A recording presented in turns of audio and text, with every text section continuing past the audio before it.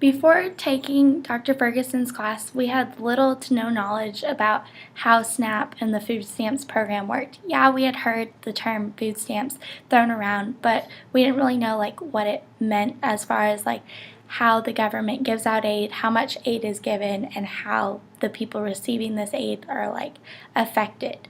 So we wanted to explore food stamps and SNAP through our final project. So we went to Walmart to check out the situation.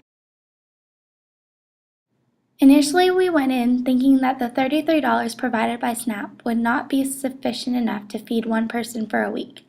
And even if you could feed one person for a week with $33, we didn't think that the meals produced would be healthy or balanced. Surprisingly, we found out that with $33 a week, a person can actually fund a balanced and healthy meal plan. The U.S. government has provided a 7-day-a-week meal plan, one that suggests ingredients for healthy, balanced, and nutritious meals.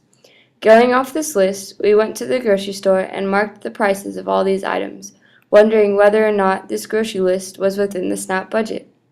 We averaged about $5 over the $33 budget.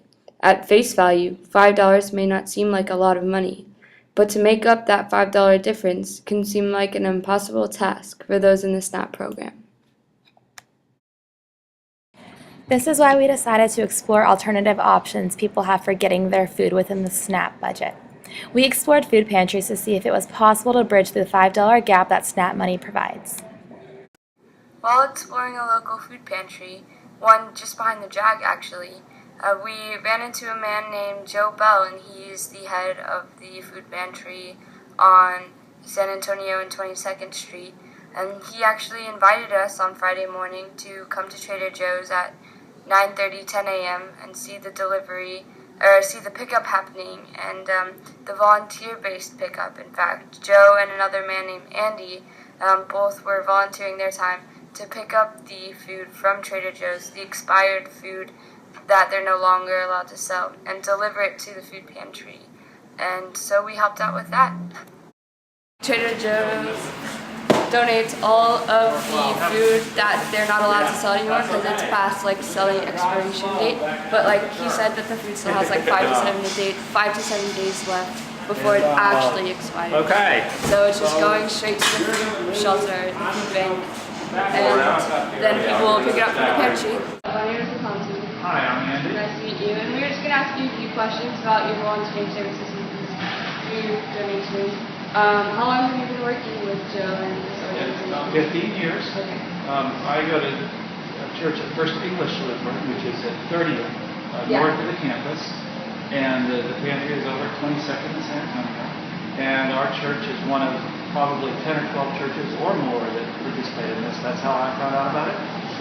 Do you have any experiences that have really stuck with you? Anything you've seen over the past 15 years that has really made you think wow, what we're doing here is great, or anything about the families? One of the gentlemen that helped us this morning at Trader Joe's told me that Micah 6 helped change his life. He works here. He used to be a recipient of food from Micah 6. So that's an example where you have somebody that was put back on their feet. They got a job. They're working now. Now we just happen to come in and be picking food up for Capital Area Food Bank this morning, and I said, "Oh, this is this is a good service." And he goes, "Well, it made a difference in my life." Wow. So that's an example this morning that I got thrown into that it does make a difference for people. So I'm thankful to be a part of it. Well, thank you very much. You're welcome. Thanks for talking. Absolutely, my pleasure. Do you have I assume you got another vehicle coming, huh? Well, I have my truck. He's Well done. That's the first shot. Okay. So I think we're going to have to make a second trip. We're going to put these bananas back. Okay. This box of bananas is going to be the last real heavy box. Are any of the ladies going over there? No. Yeah, we're going back. Can we maybe put something in there? Yeah. Something we found that people can use on top of SNAP or any other means of getting extra food is a food pantry. And there are actually multiple food pantries in Austin, and one being right behind the Chipotle on the JAG. So there's that. And a central location where people don't even know it exists. Really, I mean, I didn't know it was there at first. But food pantries, they take donations from food banks. They take donations from grocery stores with the food that is past the selling expiration date, but the food actually hasn't gotten expired yet. Or they take donations from those little donation boxes at the grocery stores, and it can be canned food or bread or cereal or meat. Actually, when we went on Thursday night, we saw a family, a man carrying one of those grocery baskets that you use instead of a cart, and it was filled with raw chicken and canned goods and some flowers. Actually, they donate flowers too, which is sweet, especially since it's near the holidays. And what else did I see? Lots of bread, fresh bread, whatever else people like to donate.